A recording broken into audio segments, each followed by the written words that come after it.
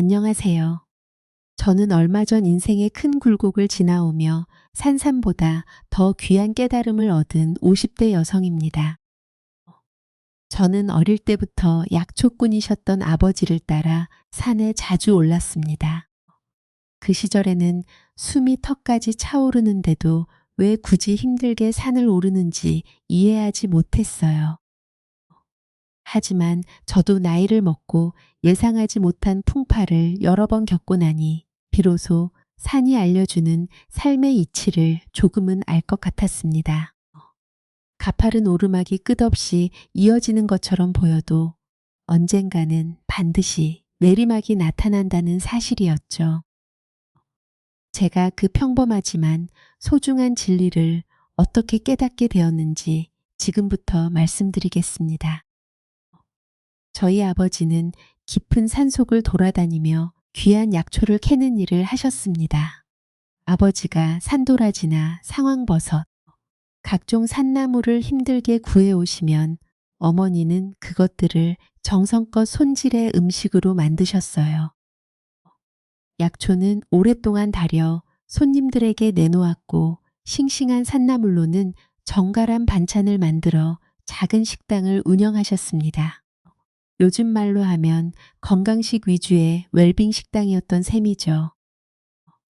당시 저희 집은 경제적으로 넉넉한 편이 아니었습니다. 그래도 가족 사이만큼은 누구보다 끈끈했고 집 안에는 늘 웃음소리가 끊이지 않았어요. 부모님은 오빠와 제게 많은 재산보다 바른 생각과 사람다운 마음을 물려주는 일이 더 중요하다고 믿으셨습니다. 제가 초등학생이던 어느 날 처음으로 아버지를 따라 꽤 험한 산에 오른 적이 있습니다. 아버지는 사람들이 다니는 등산로가 아니라 약초가 있을 만한 거친 숲길을 헤치며 걸으셨어요. 그런데도 발밑에 돋아난 작은 풀이나 이름 모를 꽃 한 송이까지 함부로 밟지 않으려고 걸음을 조심하셨습니다. 어린 저는 빨리 약초를 찾아 집에 내려가고 싶다는 생각뿐이었어요. 그렇게 한참 동안 산속을 헤매던 끝에 눈에 띄는 귀한 약초를 발견했습니다. 저는 드디어 집에 갈 수 있다는 생각에 반가워 큰 소리로 외쳤어요. 하지만 아버지는 다 자란 약초만 조심스럽게 캐고 바로 옆에 돋아난 작은 싹은 손대지 않은 채 그대로 두셨습니다. 아빠, 이건 왜 안 캐요? 이것도 같은 약초잖아요. 이것까지 캐면 더 많이 가져갈 수 있고 이제 빨리 내려갈 수도 있잖아요.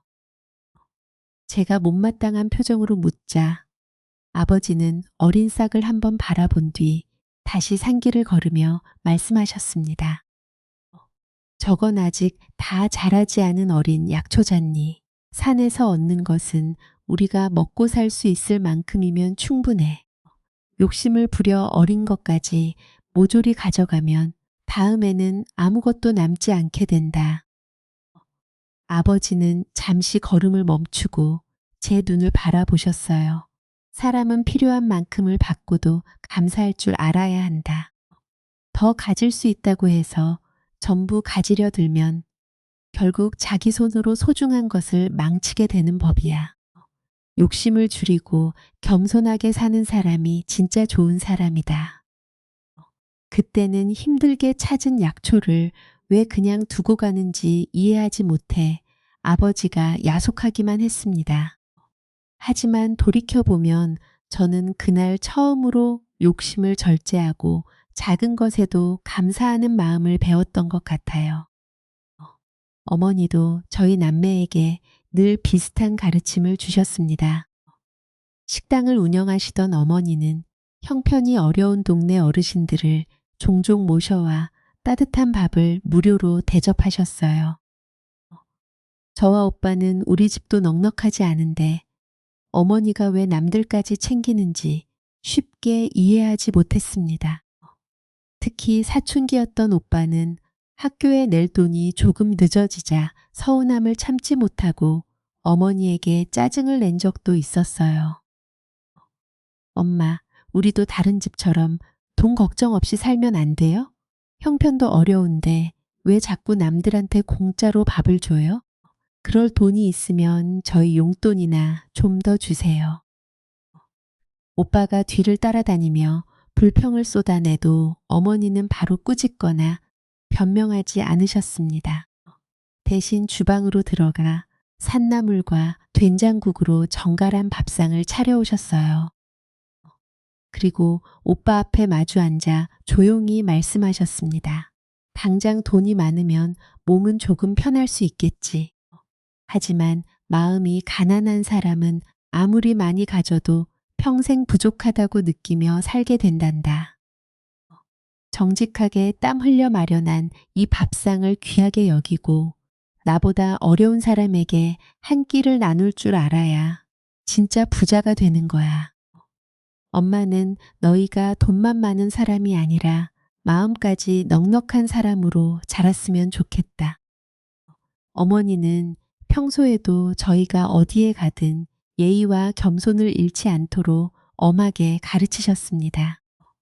동네 어른을 만나면 반드시 먼저 인사하게 하셨고 사람을 직업이나 재산으로 함부로 판단해서는 안 된다고 반복해서 말씀하셨어요. 부모님의 가르침 덕분인지 저와 오빠는 크게 엇나가지 않고 각자의 자리에서 성실하게 공부했습니다.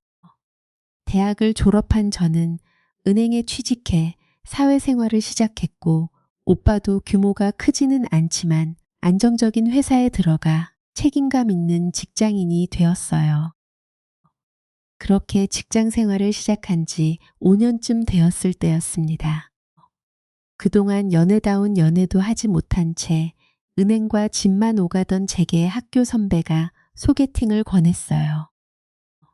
별다른 기대 없이 나간 자리에서 한 남자를 만났고 그 사람이 훗날 제 남편이 되었습니다. 남편은 첫인상부터 침착하고 믿음직스러워 보였습니다. 당시 남편은 안정적인 시중은행에서 근무하고 있었고 저는 제2금융권 은행에 다니고 있었어요. 같은 금융업계에서 일하다 보니 처음 만났는데도 공감할 수 있는 이야기가 많았습니다.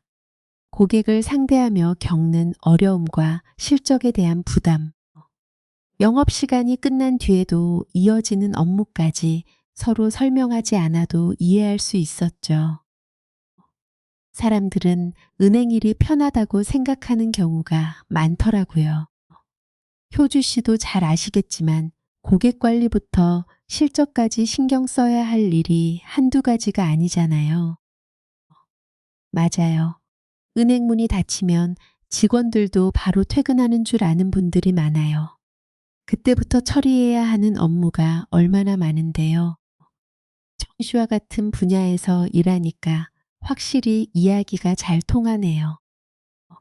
서로의 일과 생활을 자연스럽게 이해할 수 있다는 점에서 저희는 빠르게 가까워졌습니다. 몇 차례 더 만난 뒤 정식으로 교제를 시작했고 약 2년 동안 큰 다툼 없이 행복한 연애를 이어갔어요. 그리고 마침내 두 사람은 결혼을 약속하게 되었습니다. 처음 결혼 이야기를 꺼냈을 때만 해도 양가 부모님은 모두 저희의 결정을 반갑게 받아주셨어요. 시어머니도 같은 금융권에 다니는 며느리라면 아들과 서로 이해하며 잘 살 수 있겠다며 환영해 주셨습니다. 우리 아들도 은행에 다니는데 며느리까지 같은 금융권에서 일한다니 아주 잘 됐구나. 서로 하는 일을 잘 아니까 결혼해서도 말이 잘 통하겠어. 세아가 앞으로 여러모로 잘 부탁한다. 우리 서로 좋은 마음으로 잘 지내보자. 네, 어머님. 저도 잘 부탁드리겠습니다. 첫 만남부터 시어머니가 저를 반갑게 맞아주시자 그제야 걱정했던 마음이 조금 놓였습니다. 사실 남편은 5남매 가운데 장남이었어요. 주변에서는 형제자매가 5이나 되는 집에 맏며느리가 되면 고생할 일이 많지 않겠느냐며 걱정했고 저 역시 결혼을 결심하면서 적지 않은 부담을 느끼고 있었습니다. 하지만 처음 본 시어머니의 인상이 온화하고 다정해 보여 괜한 걱정을 했다는 생각이 들었어요. 오히려 당시에는 매우 보수적인 성격의 시아버지가 더 어렵게 느껴졌습니다. 시아버지는 결혼을 준비할 때부터 제가 맏며느리라는 사실을 여러 차례 강조하셨거든요. 새아가 내 말 잘 들어라. 우리 집안은 예의와 효도를 무엇보다 중요하게 여긴다. 앞으로 내가 이 집안의 맏며느리가 될 사람이니 행동 하나하나를 더욱 바르게 해야 한다. 알겠느냐? 그래도 저 역시 어린 시절부터 부모님께 예의와 겸손을 엄격하게 배우며 자랐기에 시아버지의 당부가 크게 부담스럽지는 않았습니다. 저는 앞으로 며느리로서 해야 할 도리를 다하며 어른들의 가르침도 잘 따르겠다고 말씀드렸어요. 당시 남편도 저희 친정 식구들에게 무척 살갑게 행동하는 사위였습니다. 그래서 저희 부부가 양가 가족들과 두루 잘 어울리며 살아갈 수 있으리라 믿었어요. 남편은 가끔 저희 아버지에게 약초를 찾는 법을 배우고 싶다며 험한 산길까지 함께 오를 정도로 부침성이 좋았습니다. 하지만 결혼한 지 1년쯤 지나 서로에게 익숙해지자 시어머니의 태도는 조금씩 달라지기 시작했습니다. 그 무렵 시어머니가 저를 만날 때마다 반복하던 말이 하나 있었어요. 바로 시중은행에 다니는 남편과 제2금융권에서 근무하는 저를 비교하는 말이었습니다. 시어머니는 겉으로는 아무 뜻 없이 하는 이야기처럼 말했지만 그 안에는 늘 저를 한 단계 낮게 보는 마음이 담겨 있었어요. 오늘 아는 사람 딸이 결혼한다고 해서 다녀왔는데 신랑과 신부가 같은 법무법인에서 근무하는 변호사더구나. 수준이 꼭 맞는 사람끼리 만나니 둘이 서 있는 모습만 봐도 천생연분 같았어. 정말요? 저와 남편처럼 같은 업종에서 일하는 부부네요. 아무래도 비슷한 일을 하면 서로 이해할 수 있는 부분이 많아서 좋은 것 같아요. 그러자 시어머니는 곧바로 제 말을 잘라냈습니다. 무슨 말을 그렇게 갖다 붙이니? 우리 아들은 시중은행에 다니고 너는 제2금융권에 다니잖아.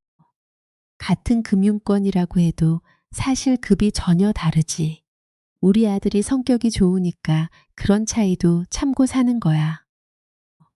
시어머니는 이런 식으로 사사건건 저와 남편을 비교하며 제 자존심을 건드렸습니다. 심지어 시댁에서 경제나 금융 이야기가 나와도 제가 의견을 보태는 것조차 못마땅해 하셨어요. 어머님, 요즘 예금 상품을 알아보고 계신다고 하셨죠? 제가 조건 괜찮은 상품을 몇 가지 찾아드릴까요? 예. 내가 은행에서 일한다고 해도 우리 아들 앞에서 아는 척하면 스스로 민망하지 않니? 추천을 받아도 시중은행에 다니는 우리 아들이 훨씬 정확하게 알아봐 주겠지. 괜히 나서지 마라. 저는 제 직업을 부끄럽게 생각해 본 적이 단 한 번도 없었습니다.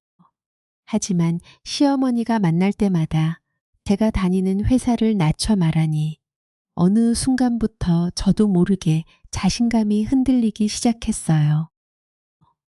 시어머니의 무시만큼이나 저를 힘들게 한 것은 시아버지의 완고한 지방관이었습니다. 시아버지는 1년에 서너 차례나 되는 집안 제사의 맏며느리인 제가 반드시 참석해야 한다고 엄하게 못을 박으셨어요. 결국 저는 장남의 아내라는 이유로 제사 준비부터 음식 장만과 뒷정리까지 거의 모든 일을 혼자 맡아야 했습니다. 부모님께 배운 대로 시부모님께 공손하게 행동하며 불평하지 않으려고 했지만 시간이 흐를수록 마음속에는 설명하기 힘든 답답함이 차곡차곡 쌓여갔어요.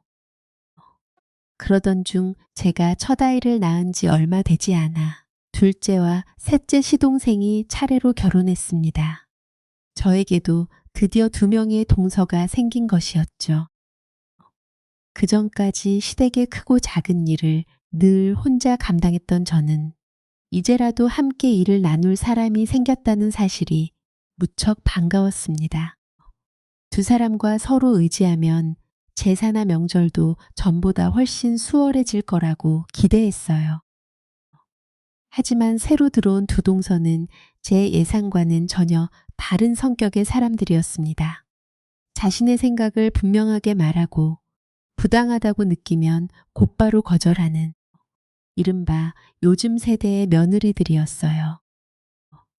특히 둘째 동서는 독실한 기독교 가정에서 자란 사람이라 태어나서 한 번도 제사에 참여해 본 적이 없다고 했습니다. 시어머니도 그 사실을 알고 있었지만 첫 제삿날이 다가오자 처음부터 기선을 잡으려는 듯 2동서를 거칠게 몰아붙였어요. 너희는 앞으로 배워야 할 것도 많고 해야 할 일도 많다. 옆에서 멀뚱히 서 있지 말고 심부름도 부지런히 하면서 제사 음식 만드는 법을 제대로 익혀둬라. 제사는 정성을 다해야 조상님도 그 마음을 알아주시는 거야. 그런데 둘째 동서는 시어머니의 눈치를 보기는커녕 조금도 망설이지 않고 자신의 뜻을 밝혔습니다. 어머님, 저희 집은 교회를 다녀서 제사를 지내지 않습니다. 저는 한 번도 해보지 않은 일을 왜 당연히 해야 하는지 모르겠어요. 앞으로도 제사 준비를 강요하시면 저는 시댁에 오지 않겠습니다. 아무리 자신의 생각이 분명한 사람이라 해도 시어머니 앞에서 눈 하나 깜빡하지 않고 다시는 오지 않겠다고 말할 줄은 몰랐기에 저도 크게 놀랐습니다. 시어머니는 너무 기가 막힌 나머지 뒷목을 붙잡았지만 둘째 동서는 전혀 아랑곳하지 않았어요. 오히려 태연하게 자신의 가방을 챙기더니 정말로 시댁을 나가버렸습니다. 둘째 동서가 그렇게 강하게 나오자 셋째 동서도 더는 시어머니의 지시를 순순히 따르지 않았습니다. 셋째 동서는 친정에서 제사를 지내기는 했지만 자신은 음식 준비를 직접 해본 적이 없다며 슬그머니 주방에서 손을 떼려고 했어요. 시어머니는 그런 셋째 동서를 매섭게 노려보며 목소리를 높였습니다. 너는 왜 그렇게 멀뚱히 서 있기만 하니? 내 손윗 동서가 제멋대로 나가버렸으면 막내인 너라도 정신을 차리고 부지런히 움직여야 할 것 아니야? 이러다 오늘 안에 제사를 지낼 수나 있겠니? 시어머니가 목소리를 높이자 셋째 동서는 조금도 기죽지 않고 웃으며 대답했습니다. 와, 아직도 며느리들에게 제사를 이렇게까지 강요하는 집이 있네요. 저는 제사 음식도 별로 좋아하지 않아서 먹지 않을 거예요. 그래도 어머님이 오라고 하셔서 얼굴은 비쳤잖아요. 이 정도면 제 할 일은 다 한 것 같은데 먼저 가봐도 되죠? 셋째 동서는 시어머니가 화낼수록 오히려 더 태연한 표정을 지었습니다. 마치 일부러 약을 올리는 것처럼 보일 정도였어요. 시어머니는 얼굴이 붉어지도록 소리를 질렀지만 말끝마다 조목조목 반박하며 제 뜻대로 움직이는 동서들을 당해낼 수가 없었습니다. 솔직히 그때는 저도 동서들의 심정이 충분히 이해됐습니다. 시어머니의 말투에는 상대를 존중하거나 배려하는 기색이 거의 없었거든요. 무슨 부탁을 하더라도 늘 명령하듯 말했고 조금이라도 마음에 들지 않으면 곧바로 사람을 깎아내렸습니다. 그러니 젊은 동서들이 시어머니를 유난히 싫어할 수밖에 없었죠. 야, 나무를 누가 여기다 놨어? 요즘 애들은 이런 기본적인 것도 모르니? 머리는 장식으로 달고 다니는 거야? 시어머니가 혀를 차며 면박을 주자 셋째 동서는 곧바로 받아쳤습니다. 어머님, 요즘 세상의 며느리한테 그런 식으로 말씀하시면 욕먹어요. 어머님이 위치를 그렇게 잘 아시면 직접 옮겨 놓으시면 되잖아요. 뭐라고? 넌 어른한테 말하는 꼴이 그게 뭐니? 이것 좀 봐라. 시어머니가 어이없다는 듯 소리를 높였지만 셋째 동서는 눈 하나 깜빡하지 않았습니다. 어머님, 사람한테 이것 봐라가 뭐예요? 왜 자꾸 사람을 물건처럼 이것저것이라고 부르세요? 제가 어머님 생각해서 말씀드리는 건데 밖에서도 그렇게 말하시면 사람들이 못 배운 분이라고 손가락질해요. 그날 이후에도 시어머니는 동서들과의 말싸움에서 단 한 번도 제대로 이기지 못했습니다. 하루는 가족들이 거실에 모여 드라마를 보고 있었는데 시어머니가 등장인물의 행동을 보며 온갖 욕을 퍼붓기 시작했어요. 그러자 두 동서가 서로 얼굴을 마주 보더니 큰 소리로 웃음을 터뜨렸습니다. 어머님, 왜 드라마를 보면서 그렇게까지 화를 내세요? 저거 다 만들어낸 이야기잖아요. 그러니까요. 꼭 상황을 잘 모르는 분들이 드라마에 지나치게 몰입하시더라. 급기야 동서들은 자기들끼리 킥킥거리며 시어머니를 대놓고 놀리기 시작했습니다. 두 사람이 한편이 되어 계속 반격하자 시어머니는 결국 만만한 제게 화풀이를 했어요. 너는 맏며느리라는 애가 동서들을 어떻게 가르쳤기에 시부모 무서운 줄도 모르고 저렇게 행동하게 두니? 내가 앞에서 기강을 제대로 잡아야 할 것 아니야? 난데없이 모든 책임을 떠안게 된 저는 너무 억울했습니다. 평소 같으면 참고 넘어갔겠지만 그날만큼은 저도 더 이상 가만히 있지 않았어요. 어머님, 그걸 왜 저한테 따지세요? 솔직히 제가 들어도 어머님 말투는 상대방 기분을 상하게 할 때가 많아요.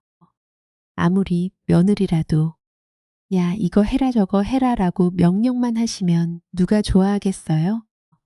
특히 요즘 젊은 사람들은 그런 식의 말을 더 받아들이기 힘들어요.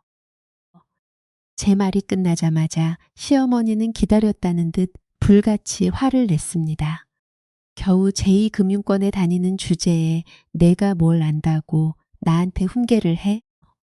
동서들한테 몇 마디 배웠다고 이제 너까지 기어오르는 거니? 동서들에게 당한 분노를 제게 쏟아붓는 시어머니를 보며 저도 점점 한계에 가까워지고 있었습니다. 하지만 당시에는 이미 어린아이도 있었고 남편은 여전히 저와 친정 식구들에게 잘하고 있었기에 당장 관계를 포기하기보다 문제를 해결할 방법을 찾아보고 싶었어요. 동서들이 한바탕 소란을 벌이고 돌아간 뒤 시댁 분위기는 늘 싸늘하게 가라앉았습니다. 그래도 저는 용기를 내어 시부모님 앞에 앉아 조심스럽게 제 생각을 말씀드렸어요. 아버님, 어머님, 제가 계속 고민해 봤는데요. 동서들도 제사의 부담을 느끼고 있고 저도 아이를 돌보면서 해마다 여러 번 음식을 준비하는 게 점점 벅차요. 제사를 조금 줄이거나 날짜를 합쳐서 한 번에 지내는 방법은 어떨까요? 하지만 시아버지는 제 말이 끝나기도 전에 상을 내리치며 펄쩍 뛰었습니다. 뭐라고? 제사를 합쳐서 지내자고? 그러면 조상님들이 제때 밥이나 편히 드시겠느냐? 내가 눈을 감기 전까지는 절대 안 된다. 어디서 근본도 없는 소리를 배워와 대대로 이어온 제사를 없애려고 들어? 시아버지가 워낙 완강하게 반대하는 바람에 제가 어렵게 꺼낸 제안은 아무 소용도 없었습니다. 결국 해마다 서너 번씩 돌아오는 제사 준비와 뒷정리는 다시 전부 제 몫이 됐어요.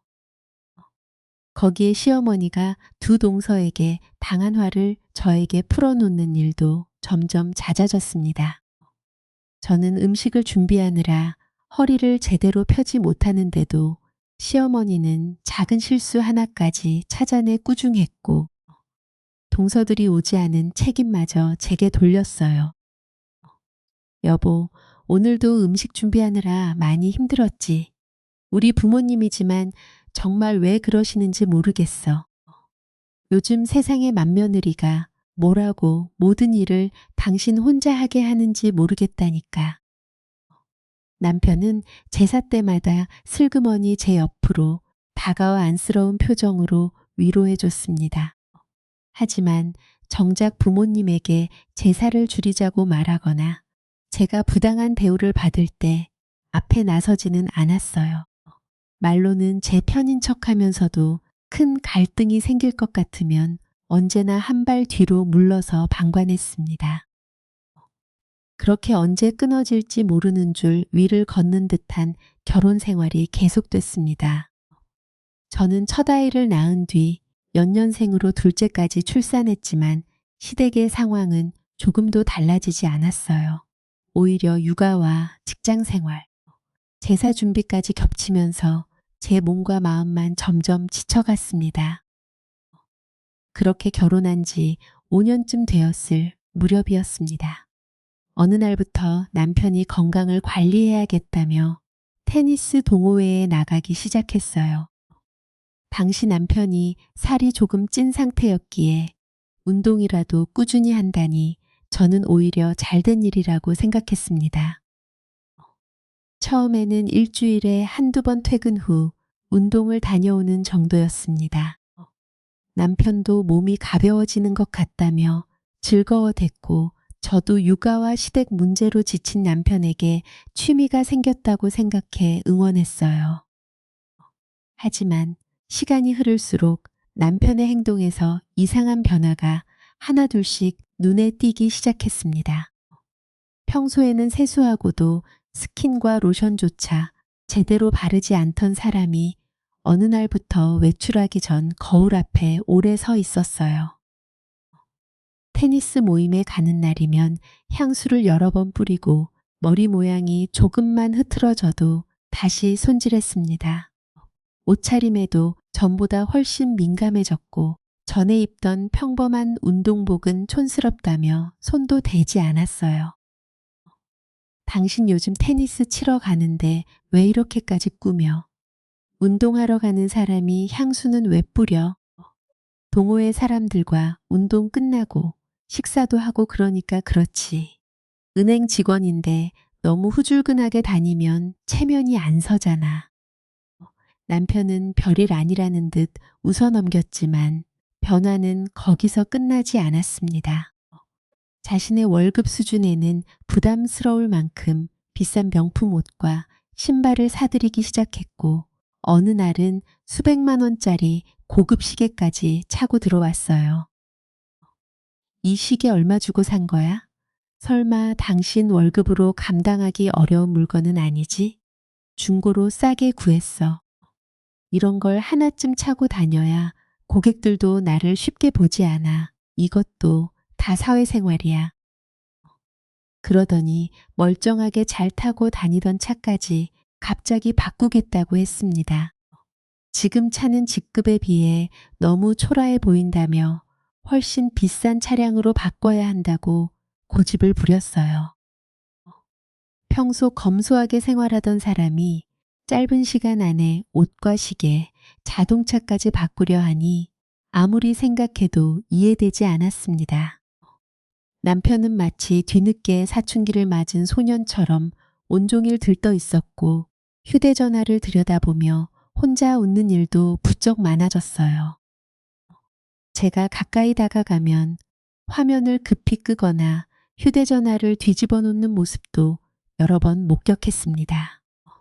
그럴 때마다 가슴 한쪽에서 설명하기 어려운 불안감이 서서히 커지기 시작했어요. 처음에는 운동을 시작하며 자신감이 생겨 외모에 관심을 가지는 것뿐이라고 애써 좋게 생각했습니다. 하지만 남편이 테니스 모임이 있는 날마다 유난히 늦게 돌아오고 주말에도 가족보다 동호회 사람들과 시간을 보내려고 하자 더 이상 단순한 변화로만 볼 수 없었습니다. 그때의 저는 아직 알지 못했습니다. 건강을 챙기겠다며 시작한 그 테니스 모임이 저희 가정을 송두리째 흔드는 사건의 출발점이 될 줄은 말입니다. 남편은 마치 뒤늦게 사춘기라도 찾아온 사람처럼 하루 종일 들떠 보였습니다. 당신 요즘 무슨 좋은 일이라도 있어? 옷차림도 부쩍 신경 쓰고 혼자 휴대전화 보면서 계속 웃잖아. 아휴, 좋은 일은 무슨. 운동을 꾸준히 하니까 몸도 가벼워지고 기분도 좋아져서 그런 거지. 남편은 아무렇지 않은 얼굴로 둘러댔지만 제 직감은 계속 위험 신호를 보내고 있었습니다. 단순히 운동을 시작해서 생긴 변화라고 보기에는 수상한 점이 너무 많았어요. 저는 어떻게든 이 불쾌한 의심의 정체를 확인해야겠다고 마음먹었습니다. 한참 고민한 끝에 남편이 깊이 잠든 어느 날 밤 조심스럽게 자동차 열쇠를 챙겨 지하 주차장으로 내려갔어요. 차에 올라 블랙박스 영상을 하나씩 확인하던 저는 곧 제 두 눈을 의심할 만한 장면을 발견했습니다. 남편이 테니스 동호회에서 만난 것으로 보이는 여자와 차 안에서 서로 끌어안고 입을 맞추는 모습이 화면에 고스란히 남아 있었던 겁니다. 어떻게 이럴 수가 있어? 내가 아무것도 모르는 줄 알고 뒤에서 이런 짓을 한 거야? 나를 속이는 동안 너는 그렇게 행복했니? 온몸이 떨리고 가슴이 터질 듯 뛰었지만 저는 이를 악물고 정신을 붙잡았습니다.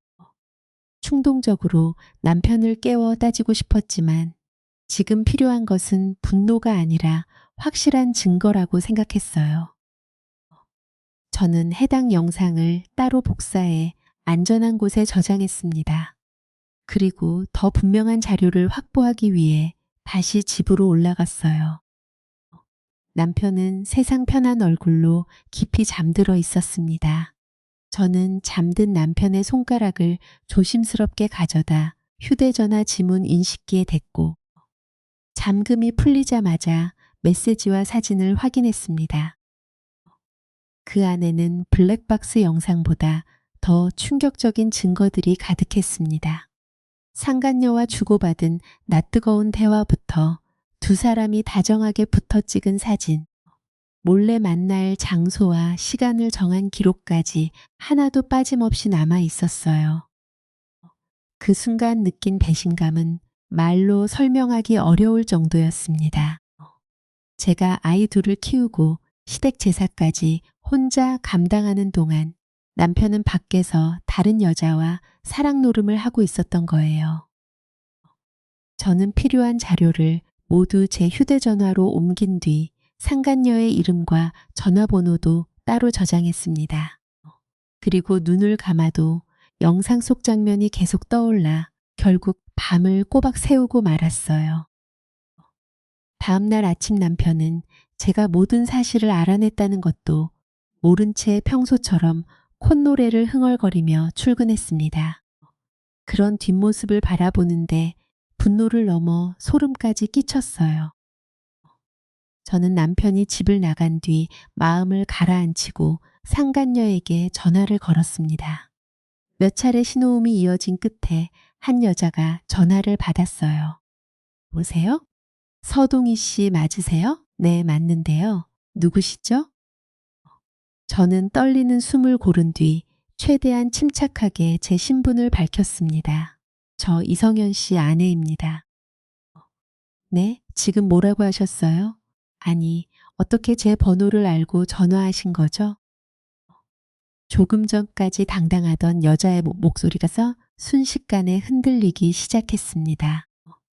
그 반응만으로도 자신이 무슨 짓을 했는지 정확히 알고 있다는 사실이 분명했어요. 저는 쓸데없는 말싸움을 하지 않고 곧바로 본론을 꺼냈습니다. 서동희 씨, 제가 지금 그쪽 집으로 찾아갈까요? 아니면 밖에서 따로 만나시겠어요? 우리 둘이 나눌 이야기가 아주 많을 것 같은데 편한 쪽으로 정하세요. 제가 두 사람의 관계를 전부 알고 있다는 사실을 내비치자 상간녀는 다급하게 자신이 직접 찾아가겠다며 매달렸습니다. 나중에 알게 된 사실이지만 그 여자 역시 아이가 둘이나 있는 유부녀였습니다. 남편은 이름만 말해도 알만한 병원에 잘 나가는 의사였고요. 상간녀는 넓은 고급 아파트에 살면서 가사 도우미의 도움까지 받았고 남편이 벌어오는 돈으로 별다른 경제적 어려움 없이 여유롭게 테니스를 배우러 다니는 사람이었습니다. 부족할 것 없어 보이는 환경에서도 남의 남편과 외도를 벌였다는 사실이 더욱 이해되지 않았어요. 상간녀는 금방이라도 울음을 터뜨릴 듯한 목소리로 부탁했습니다. 제발 저희 집으로는 오지 마세요. 남편이 알면 정말 큰일 나요. 시댁에서까지 이 사실을 알게 되면 저는 바로 쫓겨날 거예요. 시키시는 건 뭐든 할 테니까 제발 가족들에게만은 알리지 말아주세요. 얼마 지나지 않아 상간녀는 제가 알려준 카페로 다급히 달려왔습니다. 부유한 집의 사모님이라는 말답게 옷차림도 세련됐고 외모 역시 눈에 띄게 화려했어요. 하지만 제 앞에 앉은 순간부터 자신감은 온데간데 없었습니다. 상간녀는 다짜고짜 제 손을 붙잡고 용서를 구하기 시작했어요. 정말 죄송해요. 저 이런 일 처음이에요. 성현 씨가 계속 다정하게 대해주니까 제가 잠시 정신이 나갔었나 봐요. 한 번만 용서해 주세요. 자신은 처음이었다거나 남편이 먼저 잘해줘서 흔들렸다는 비겁한 변명이 이어졌습니다. 저는 아무 말 없이 차가운 시선으로 그녀를 바라보기만 했어요. 제 표정이 조금도 풀리지 않자 상간녀는 이번에는 돈으로 문제를 해결하려 들었습니다. 혹시 돈이 필요하신 건가요? 얼마를 드리면 될까요? 원하시는 위자료를 말씀하시면 어떻게든 마련할게요. 제발 제 남편과 시댁에는 알리지 말아주세요. 성현 씨와는 오늘부터 바로 끝내겠습니다. 시키는 대로 전부 할게요. 저는 손을 빼내며 단호하게 말했습니다. 그쪽 돈은 필요 없어요. 지금부터 제 남편과 모든 연락을 끊고 다시는 만나지 마세요. 만약 단 한 번이라도 두 사람이 연락하거나 만난 흔적이 제 눈에 들어오면 그때는 당신 남편뿐 아니라 시댁 식구들에게도 제가 가진 증거를 전부 보내겠습니다. 상간녀는 겁에 질린 얼굴로 고개를 연달아 끄덕였습니다. 절대로 남편을 다시 만나지 않겠다며 몇 번이고 맹세했고 혹시 나중에라도 마음이 바뀌면 어떤 요구든 들어줄 테니 연락만 달라고 계속 빌었어요. 그렇게 상간녀와의 만남을 끝내고 집으로 돌아왔습니다. 현관문을 열자 남편은 아무 일도 모른 채 거실 소파에 앉아 텔레비전을 보며 크게 웃고 있었어요. 당신 왔어? 말도 없이 어디 다녀왔어? 나 오늘은 일찍 퇴근했는데.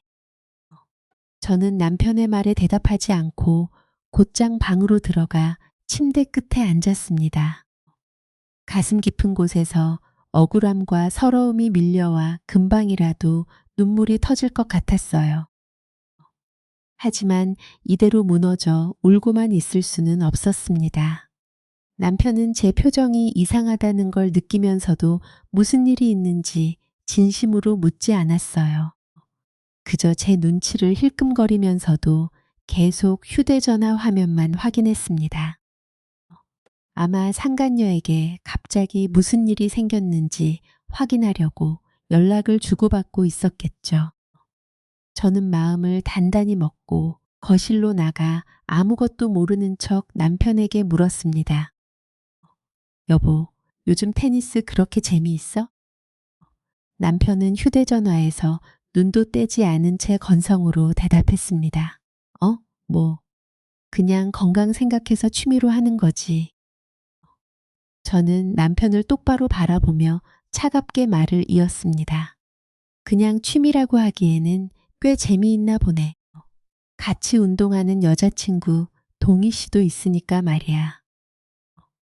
그 이름이 제 입에서 나오자 남편의 얼굴에서 순식간에 핏기가 사라졌습니다. 그는 휴대전화를 떨어뜨릴 듯 움켜쥔 채 저를 바라봤어요. 뭐라고? 지금 누구 이야기하는 거야? 남편의 목소리는 자신도 숨길 수 없을 만큼 심하게 떨리고 있었습니다. 남편은 목소리까지 떨면서도 끝까지 모르는 일이라며 발뺌하려 했습니다. 저는 흔들리는 남편의 눈을 똑바로 바라보며 더는 빠져나갈 틈이 없도록 분명히 말했어요. 왜 모르는 척해? 서동이 있잖아. 당신이 테니스장에서 만나 바람 피운 그 여자. 이름을 정확히 말하자 남편의 눈동자가 걷잡을 수 없이 흔들리기 시작했습니다. 한동안 입만 벌린 채 제대로 대답하지 못하더니 갑자기 자리에서 벌떡 일어나 목소리를 높였어요. 당신 지금 무슨 말을 하는 거야? 내가 바람을 피웠다니? 동희가 누군데 나는 그런 여자 몰라. 저는 뻔뻔하게 잡아떼는 남편을 차갑게 바라봤습니다. 그 여자가 이미 전부 인정했어. 남편이 유명한 의사라며? 집안도 상당히 잘 산다고 하던데 그래서 갑자기 명품 옷에 비싼 시계까지 차고 다닌 거야? 그 여자 돈이라도 받았었니? 남편의 얼굴은 이미 창백하게 질려 있었습니다. 더는 제대로 된 변명조차 꺼내지 못하는 모습을 보자 저는 망설이지 않고 이혼을 선언했어요. 우리 그냥 끝내자. 이제 더는 같이 살아야 할 이유가 없잖아. 나도 당신 같은 사람한테 질릴 만큼 질렸어. 깨끗하게 이혼하자. 그러자 남편은 이혼만큼은 피하고 싶었는지 갑자기 제 앞에 무릎을 꿇고 울며 매달렸습니다. 여보, 이혼은 안 돼. 내가 정말 잘못했어. 이번 한 번만 믿어줘. 나도 처음이야. 다시는 그 여자와 연락하지 않을게. 남편은 휴대전화까지 제 앞으로 내밀며 애원했어요. 당신이 못 믿겠으면 이 전화기 그냥 가져가. 그러면 내가 누구에게도 연락할 수 없잖아. 정말 끝낼 테니까 제발 이혼하자는 말만은 하지 마. 조금 전 만났던 상간녀와 놀라울 만큼 똑같은 말이었습니다. 두 사람 모두 이번이 처음이라며 다시는 연락하지 않겠다고 손이 발이 되도록 빌었어요. 하지만 저는 이미 마음속으로 결혼을 끝내기로 결심한 상태였습니다. 다만 아이가 둘이나 있는 상황에서 감정만으로 당장 집을 나가고 이혼 절차를 밟을 수는 없었습니다. 저는 최대한 침착하게 앞으로 어떻게 증거를 정리하고 어떤 방식으로 관계를 끝낼지 고민하기 시작했어요. 그렇게 며칠이 흘렀습니다. 어느 날 저는 아이들이 먹을 식재료를 사려고 시장에 다녀왔어요. 마음은 산산이 부서져 있었지만 아이들 앞에서는 무너지지 않으려고 애쓰고 있었습니다. 양손 가득 장바구니를 들고 현관문을 열었는데 이상할 만큼 집안이 조용했습니다. 그런데 안방 쪽 화장실에서 희미하게 누군가 대화하는 소리가 들려왔어요. 불길한 예감이 든 저는 장바구니를 조용히 내려놓고 발소리를 죽인 채 화장실 앞으로 다가갔습니다. 문 너머에서 들려오는 목소리는 분명 남편이었어요. 그리고 남편이 통화하고 있는 상대는 다시는 연락하지 않겠다 약속했던 바로 그 상간녀였습니다. 동희야, 나 진짜 우리 마누라 때문에 미치겠다. 지금 당장 이혼하겠다고 난리인데 어떻게 달래야 할지 모르겠어. 이대로 소송까지 가면 당신한테도 상간녀 소송을 걸 거 아니야. 그러면 당신 집안까지 전부 알게 될 텐데 어떡하려고 그래. 그 말을 듣는 순간 뒤통수를 무거운 망치로 얻어맞은 듯 머릿속이 멍해졌습니다. 하지만 저는 숨소리조차 내지 않은 채 계속 통화 내용을 들었어요. 잠시 뒤 남편은 제가 상상한 것보다 훨씬 끔찍한 말을 꺼냈습니다. 우리 언제까지 이렇게 숨어서 만나야 해? 차라리 이번 기회에 각자 이혼하고 우리 둘이 결혼할까? 나 당신 정말 사랑해. 당신도 나 사랑하잖아. 문 밖에서 그 말을 듣는 동안 온몸에 소름이 돋고 손발이 사정없이 떨렸습니다. 저는 어차피 남편과 이혼할 생각이었어요. 그래도 며칠 전까지만 해도 남편은 제 앞에 무릎을 꿇고 가정을 지키고 싶다며 눈물까지 흘렸습니다. 상간녀 역시 자기 가정이 깨지면 안 된다며 제 손을 붙잡고 울었고요. 그런데 두 사람은 제 앞에서는 겁먹은 척 빌면서 뒤에서는 저를 어떻게 속일지 의논하고 있었습니다. 심지어 각자의 배우자와 자식까지 버리고 함께 살 미래를 계획하고 있었어요. 믿었던 사람에게 2번이나 기만당했다는 배신감이 거대한 파도처럼 밀려왔습니다. 그 순간 저는 더 이상 남편에게 최소한의 예의를 지켜줄 필요도, 이 가정을 붙잡아야 할 이유도 없다는 사실을 뼈저리게 깨달았어요. 저는 당장 문을 열고 들어가 두 사람의 통화를 끊어버리고 싶었습니다. 하지만 이를 악물고 조용히 물러났어요. 지금 분노를 터뜨리는 것보다 남편이 가장 숨기고 싶어하는 순간에 모든 진실을 폭로하는 편이 훨씬 확실한 끝맺음이 될 것 같았습니다. 그렇게 저는 결정적인 때가 오기만을 기다리고 있었습니다. 그런데 얼마 지나지 않아 마치 기회를 만들어주기라도 하듯 시어머니에게 전화가 걸려왔어요. 애미야, 나다. 너 지금 어디 있니? 어디긴요. 집에 있어요. 그래? 이번에 우리 집 제삿날인 건 알고 있지? 네. 그런데요. 제가 감정 없이 짧게만 대답하자 시어머니는 답답했는지 곧바로 언성을 높였습니다. 아유, 그런데요가 뭐니?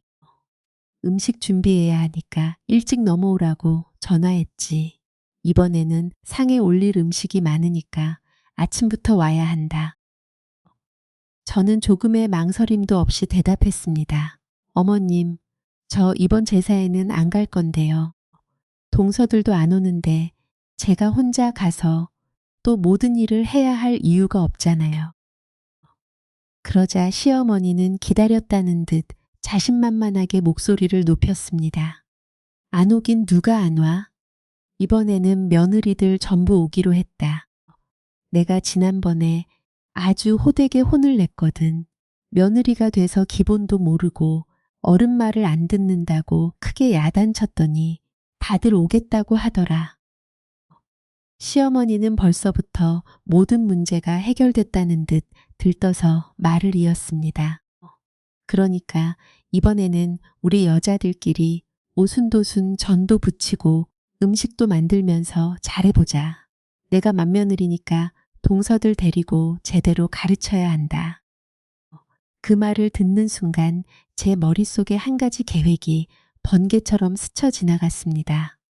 저는 잠시 생각한 뒤 뜻밖에도 순순히 대답했어요. 네, 알겠습니다. 이번에는 일찍 갈게요. 제가 갑자기 말을 잘 듣자 시어머니는 만족한 듯 몇 마디를 더 늘어놓고 전화를 끊었습니다. 하지만 제가 제사에 참석하겠다고 한 이유는 시어머니의 지시를 따르기 위해서가 아니었어요. 이제야말로 이 지긋지긋한 결혼 생활을 완전히 끝낼 때가 왔다고 판단했기 때문입니다. 저는 시댁 식구들이 모두 모인 자리에서 남편이 저지른 추악한 배신을 하나도 남김없이 공개하고 싶었어요.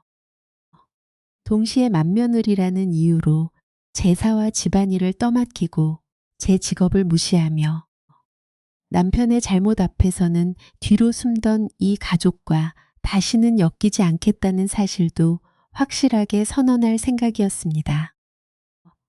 저는 그동안 모아둔 블랙박스 영상과 휴대전화 메시지, 두 사람의 사진을 다시 정리했습니다. 혹시 누구라도 사실을 부정할 수 없도록 필요한 자료를 여러 곳에 따로 저장해 두었어요. 그리고 다음 날 단단히 마음을 먹고 시댁으로 향했습니다.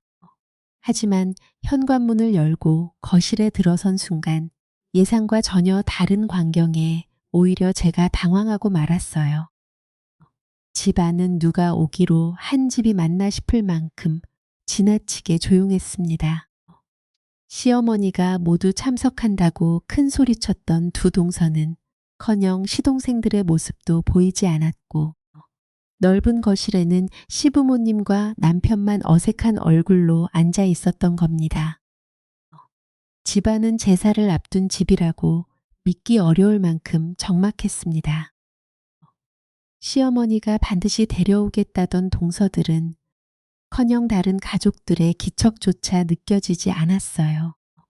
그제야 시어머니가 동서들을 단단히 혼내 모두 참석시키겠다고 한 말이 처음부터 새빨간 거짓말이었다는 걸 깨달았습니다.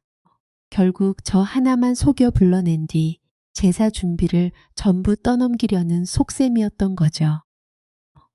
어머님, 동서들도 전부 온다고 하셨잖아요. 그런데 왜 아무도 없어요? 제가 황당한 마음으로 묻자 시어머니는 자신이 대단한 계략이라도 성공시킨 것처럼 낄낄거리며 웃었습니다. 애미야, 내가 요즘 동서들이 안 오면 너도 제사를 못 지내겠다고 하도 난리를 치기에 내가 머리를 좀 썼지. 너 오늘 나한테 제대로 속은 거야. 시어머니는 며느리를 거짓말로 불러낸 일을 자랑스러운 성취처럼 떠벌렸습니다. 그 우쭐한 얼굴을 바라보자 화가 나기보다 어처구니가 없어 헛웃음부터 나왔어요. 아유, 그러셨어요? 저 하나 속이시려고 머리 쓰느라 정말 고생 많으셨겠네요. 그런데 어쩌죠, 어머님? 저도 이제 제사를 준비할 수 없을 것 같아요. 뭐라고? 여기까지 와놓고 못한다니 그게 무슨 소리야? 왜 못하는데? 어디 그 잘난 이유나 한번 들어보자. 시어머니는 금방이라도 제게 달려들 것처럼 소리쳤지만 저는 전혀 움츠러들지 않았습니다. 오히려 차분한 목소리로 준비해둔 말을 꺼냈어요. 대신 저 말고 다른 사람을 한 명 불러드릴게요. 앞으로 제게 부탁하실 일은 그분에게 전부 맡기시면 될 것 같아요. 뭐야, 내가 파출부라도 부른 거니? 지금 사람을 돈 주고 쓰겠다는 거야? 내가 무슨 돈이 있다고 유세를 떨어? 시어머니는 평소처럼 저를 깎아내리며 비아냥거렸습니다. 저는 더 상대하지 않고 조용한 방으로 자리를 옮긴 뒤 휴대전화를 꺼냈어요. 그리고 한 사람에게 곧바로 전화를 걸었습니다. 몇 차례 신호가 간 뒤 전화를 받은 사람은 예상대로 서동이었습니다. 야, 서동이. 너 분명히 우리 남편과 다시는 연락하지 않겠다고 했지? 네? 갑자기 그게 무슨 말씀이세요? 어제 저녁에 두 사람이 통화하는 소리를 내가 문 밖에서 전부 들었어. 몰래 다시 만나면서 각자 이혼한 뒤 재혼하자는 이야기까지 아주 다정하게 나누던데? 아니에요. 정말 아니에요. 저희 헤어졌어요. 그 뒤로 따로 만난 적도 없어요. 아직도 나를 바보로 아는 모양이네. 내가 바로 문 밖에서 두 귀로 똑똑히 들었다니까? 지금 내가 당신 남편이 근무하는 병원으로 찾아갈까? 아니면 내가 있는 곳으로 올래? 당신 남편과 나눌 이야기가 아주 많거든. 제 차가운 경고에 동희는 겁에 질린 듯 울먹이기 시작했습니다. 왜 자꾸 그렇게 무섭게 말씀하세요? 제발 남편한테는 가지 마세요. 오늘 저녁 7시까지 내가 보내는 주소로 와. 단 1분이라도 늦으면 나는 곧바로 당신 남편을 만나러 갈 거야. 알아들었어? 저는 전화를 끊자마자 시댁 주소를 문자로 보냈습니다. 제가 계획을 진행하는 동안 시어머니는 아무것도 모른 채 거실에서 계속 고함을 질러댔어요. 야, 너는 일을 시작할 생각도 안 하고 어디서 계속 전화기만 붙들고 있는 거야? 빨리 나와서 음식 준비 안 해? 조금만 기다려라. 제가 오늘 아주 특별한 손님을 초대했거든요. 시간이 조금 지나자 남편과 시동생들, 시누이까지 가족들이 하나둘 시댁으로 모여들기 시작했습니다. 하지만 두 동서의 모습은 끝내 보이지 않았어요. 시댁 식구들은 제가 음식 준비는커녕 소파에 앉아 시계만 확인하는 모습을 보며 대놓고 수근거렸습니다. 맏며느리가 드디어 정신이 나갔다느니 친정에서 가정교육을 어떻게 받았기에 저러느냐는 말까지 제 귀에 들려왔어요. 하지만 저는 어떤 말에도 반응하지 않고 조용히 약속한 시간만 기다렸습니다. 새언니, 제사 준비는 안 하고 지금 뭐 하는 거예요? 여기 놀러 오셨어요? 결혼한 뒤 시댁 일에는 별 관심도 보이지 않던 시누이까지 한마디 거들었습니다. 남편 역시 가족들의 눈치를 보며 뻔뻔하게 저를 재촉했어요. 당신 대체 무슨 생각으로 이러는 거야? 왜 아무것도 안 하고 가만히 앉아 있어? 어머님이 오라고 하셔서 오기는 왔어. 하지만 오늘이 내가 이 집에 오는 마지막 날이 될 것 같아. 그래도 마지막 인사인데 빈손으로 올 수는 없잖아. 그래서 특별한 선물 하나를 준비했어. 곧 도착할 거야. 제 말에 남편의 표정이 순식간에 굳어졌습니다. 자신이 저지른 일이 가족들에게 드러날지도 모른다는 생각이 들었는지 제 곁으로 다급히 다가왔어요. 당신 설마 우리 가족한테 말하려는 건 아니지? 우리 부모님이 알면 정말 쓰러지셔. 이 집 완전히 초상집 된다고. 그게 나와 무슨 상관인데? 이제 나와는 아무 관계도 없는 집안 일이잖아. 바로 그때 현관 초인종이 요란하게 울렸습니다. 저는 기다렸다는 듯 가장 먼저 자리에서 일어나 현관으로 향했어요. 문을 열자 창백한 얼굴에 서동이가 잔뜩 긴장한 채 서 있었습니다. 어서 와요. 여기까지 오느라 고생 많았죠? 아니에요. 그런데 저를 왜 이런 곳으로 부르신 거예요? 동희는 집안을 조심스럽게 살피며 제 눈치만 봤습니다.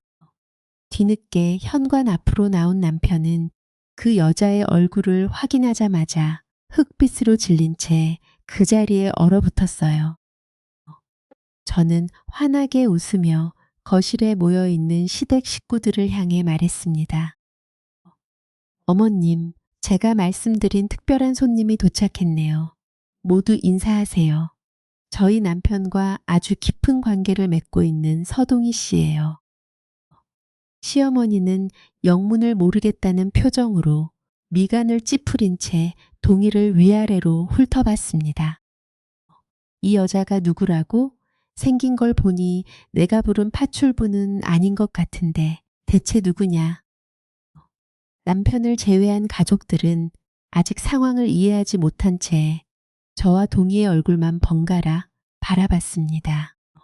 저는 그 자리에서 그들이 그토록 자랑하던 장남의 실체가 얼마나 추악한지 분명히 알려주기로 했어요.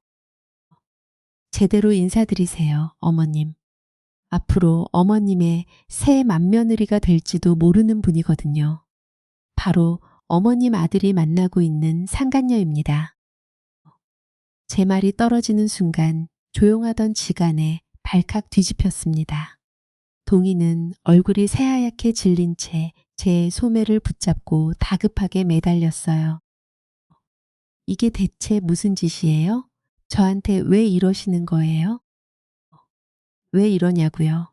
두 사람이 통화하는 걸 들어보니 각자 배우자와 이혼하고 함께 새 살림을 차리고 싶다면서요. 그러면 앞으로 가족이 될 분들에게 미리 정식으로 인사드리는 게 맞지 않겠어요? 제가 친절하게 자리를 마련해 드린 거니까 고맙게 생각하세요. 그때까지 구석에서 숨도 제대로 쉬지 못하고 있던 남편이 갑자기 자리에서 벌떡 일어나 목소리를 높였습니다. 남편은 오히려 제가 모든 사람 앞에서 진실을 밝혔다는 사실에 화가 난 듯 목소리를 높였습니다. 당신 정말 이렇게까지 해야겠어? 꼭 우리 가족들 앞에서 전부 터뜨려야 했냐고. 그 적반하장 같은 태도에 기가 막혀 말문이 막히려던 순간이었습니다. 평소 집안의 체면과 전통을 누구보다 중요하게 여기던 시아버지가 갑자기 남편에게 다가가더니 뺨을 세게 내려치셨어요. 이게 전부 사실이냐?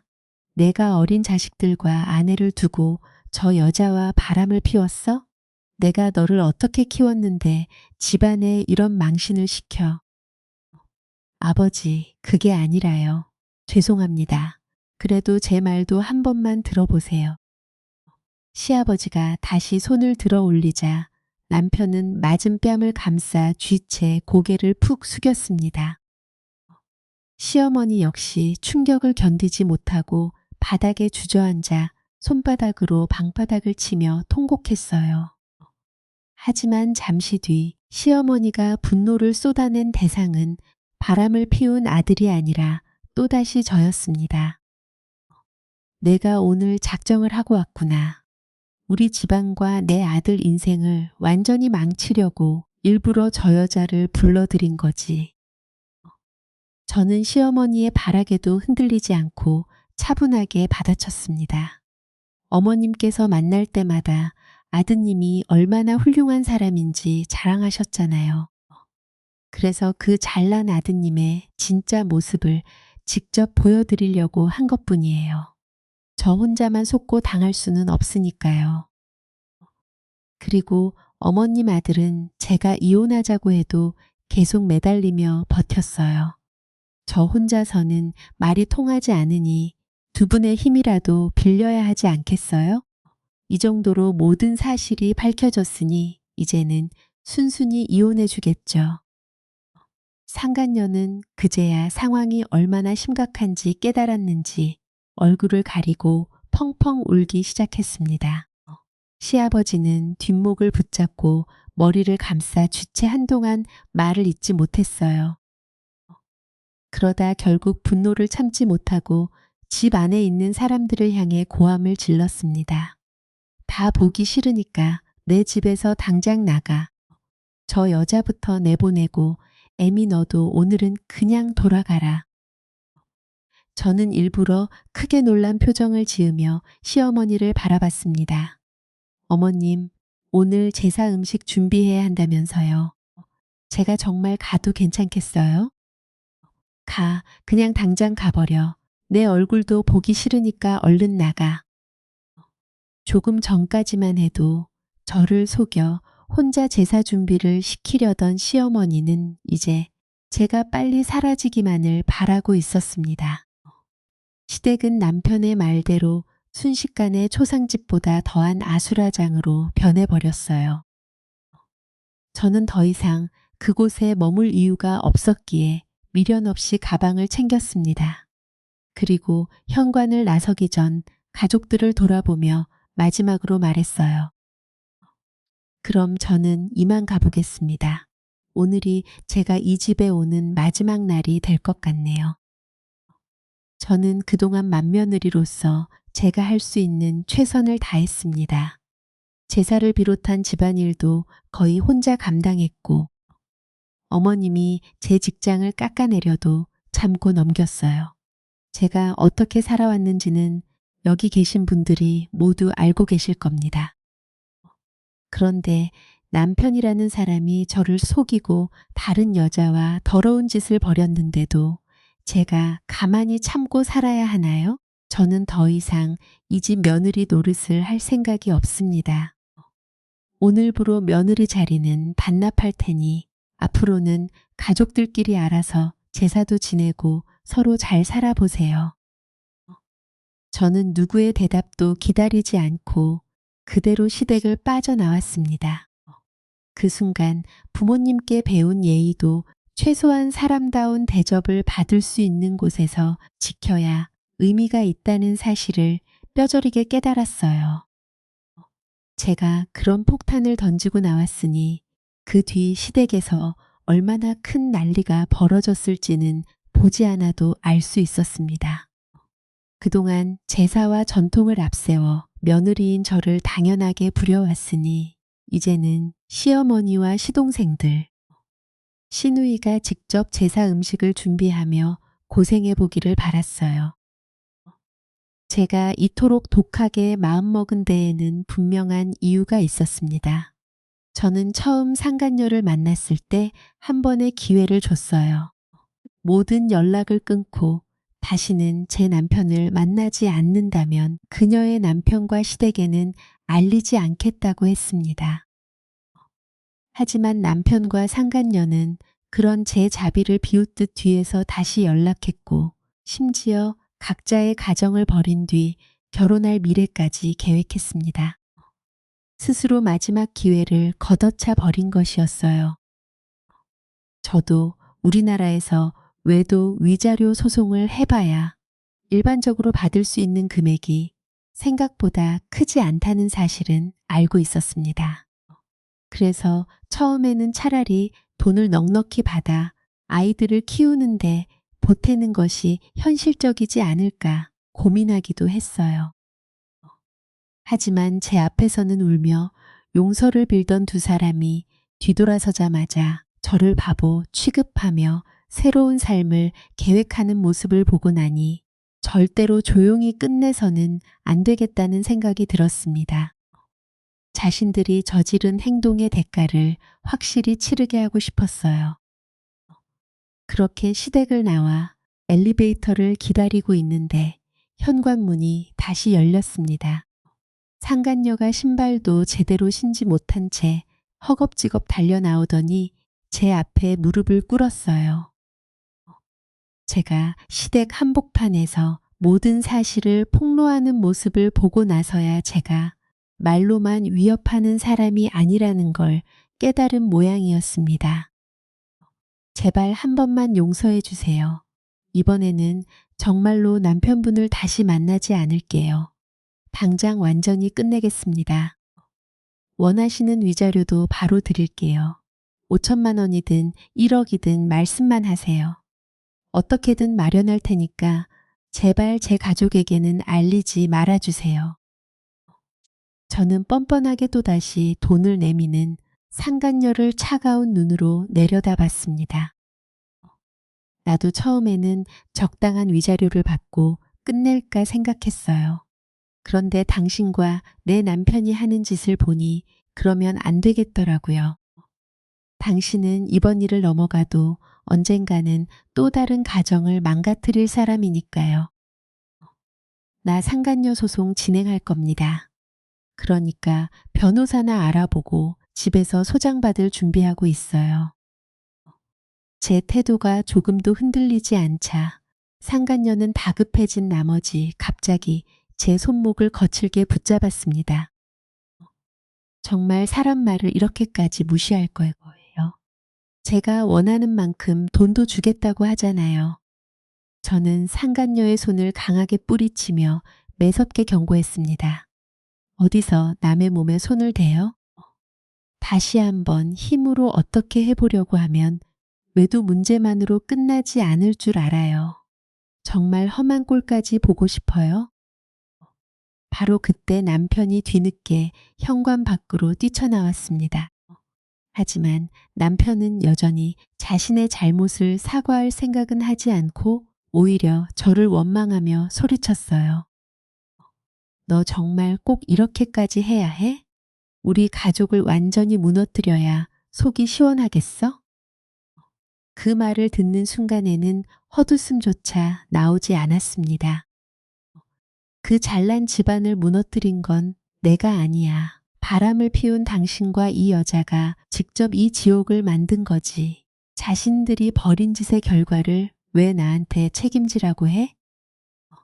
그나마 지금 직장이라도 계속 다니고 싶으면 이혼 서류 받는 즉시 얌전히 도장부터 찍어. 끝까지 버티면서 사람 피 말리게 하면 나도 더 이상 봐주지 않을 거야.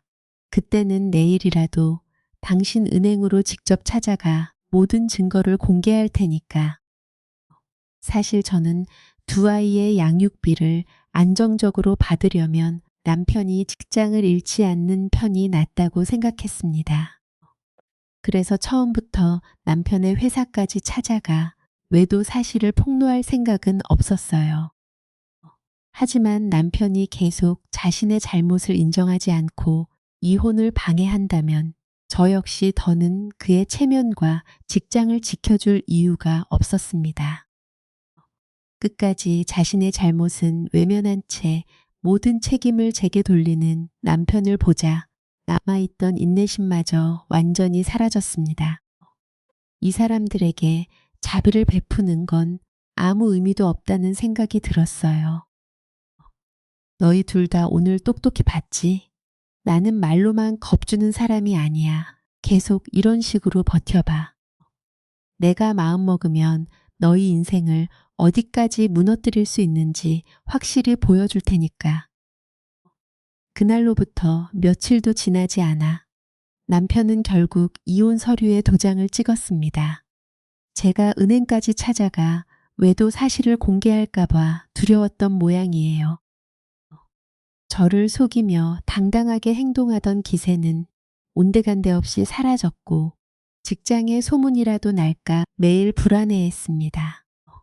그 덕분에 양육비와 재산 분할도 제게 유리한 조건으로 합의할 수 있었어요. 저는 거기서 멈추지 않았습니다. 서동이를 상대로 한 상간자 위자료 소송도 예정대로 진행했어요. 나중에 전해 들으니 그 여자 집안도 완전히 뒤집혔다고 하더군요. 외도 사실을 알게 된 의사 남편이 그날로 동희를 집에서 내쫓았고 그녀는 아무것도 챙기지 못한 채 빈손으로 쫓겨났다고 했습니다. 자신이 선택한 행동에 따른 너무나 당연한 결과였어요. 그렇게 이혼과 소송이 모두 정리되고 저도 조금씩 평온한 일상을 되찾아가던 어느 날 밤이었습니다. 처음 보는 번호로 전화가 걸려와 무심코 받았는데 수화기 너머에서는 술에 잔뜩 취한 서동이의 목소리가 들려왔어요. 야, 너는 내 인생을 전부 끝장내놓고 잠이 오냐? 내가 의사 남편 만나려고 얼마나 노력했는지 알아? 얼굴도 전부 고치고 그 집안에 들어가려고 내가 얼마나 애썼는데 거기에 들어간 돈이 얼만 줄 알아? 전부 너 때문에 망했어. 이 나쁜 년아. 동희는 혀가 심하게 꼬인 채 울고 소리치기를 반복했습니다. 성형수술까지 하며 공들여 쌓은 자신의 삶이 무너진 이유가 모두 저 때문이라고 악을 써댔어요. 저는 한동안 아무 말 없이 그 술주정을 듣고 있었습니다.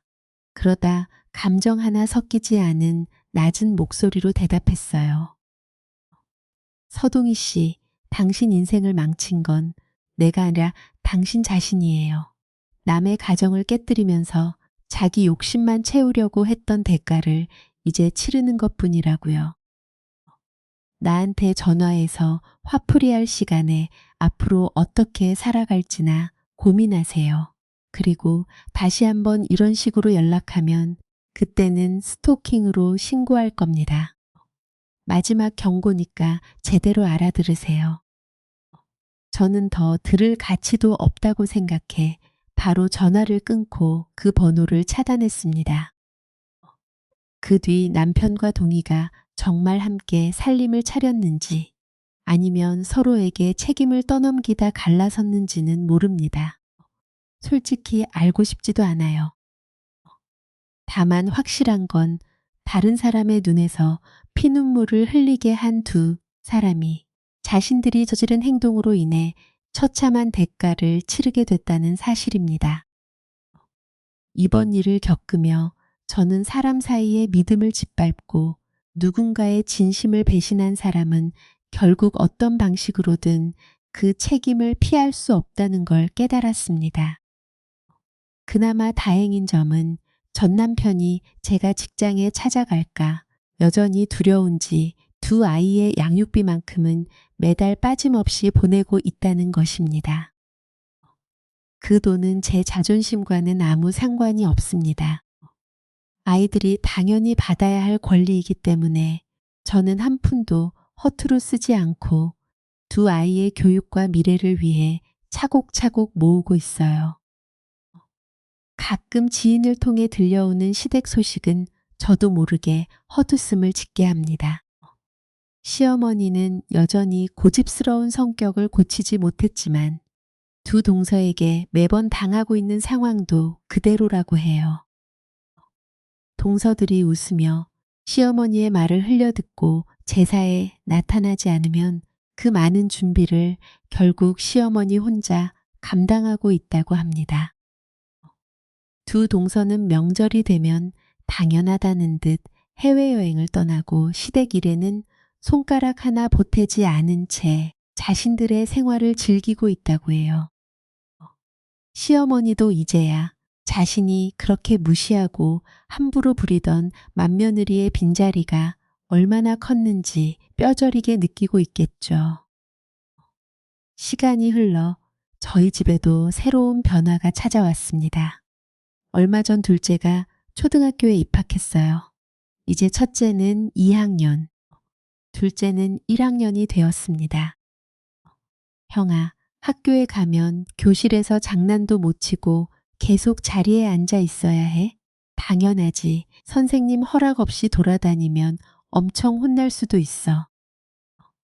매일 아침 나란히 책가방을 메고 학교로 향하는 아이들의 뒷모습을 바라보고 있으면 지난날의 고통스러운 기억도 조금씩 씻겨 내려가는 것 같습니다. 엄마, 나 오늘 받아쓰기 100점 맞으면 저녁에 맛있는 거 해줄 거야. 나 치킨 먹고 싶어. 치킨 해주면 안 돼?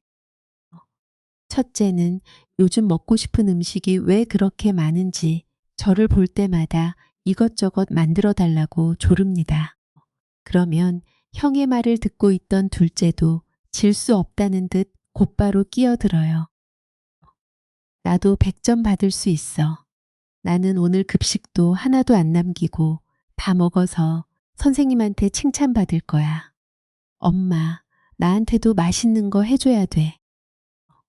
아이들이 서로 목소리를 높이며 제잘거리는 모습을 보고 있으면 혼자 두 아이를 키우며 느끼는 피로도 잠시 잊게 됩니다. 다행히 아이들은 제 마음을 아는 것처럼 큰 말썽 없이 제 말을 잘 따라주고 바르게 자라주고 있어요. 덕분에 직장 생활과 육아를 함께 하면서도 생각했던 것보다는 안정된 생활을 이어가고 있습니다. 그럼 우리 아들들이 이렇게 씩씩하게 학교에 다녀오는데 엄마가 세상에서 제일 맛있는 음식을 해줘야지. 그러니까 선생님 말씀 잘 듣고 친구들과 사이좋게 지내다 와. 사랑해. 나도 사랑해, 엄마. 엄마, 나도 사랑해. 아이들을 학교에 보내고 혼자 집으로 돌아오면 문득 고향에 계신 부모님이 떠오르곤 합니다. 부모님은 지금도 산과 들을 오가며 약초를 찾고 건강한 흙을 밟으며 평온하게 지내고 계세요. 나이가 드신 만큼 예전처럼 깊은 산까지는 가지 않으시지만 여전히 자연 가까이에서 소박하게 살아가십니다. 가끔 아이들을 데리고 친정에 내려가면 아버지는 손주들의 손을 하나씩 잡고 숲길을 걸으십니다. 그리고 제가 어렸을 때 들었던 그 가르침을 아이들에게도 그대로 전해주세요. 사는 욕심이 많은 사람에게는 아무것도 내어주지 않는단다.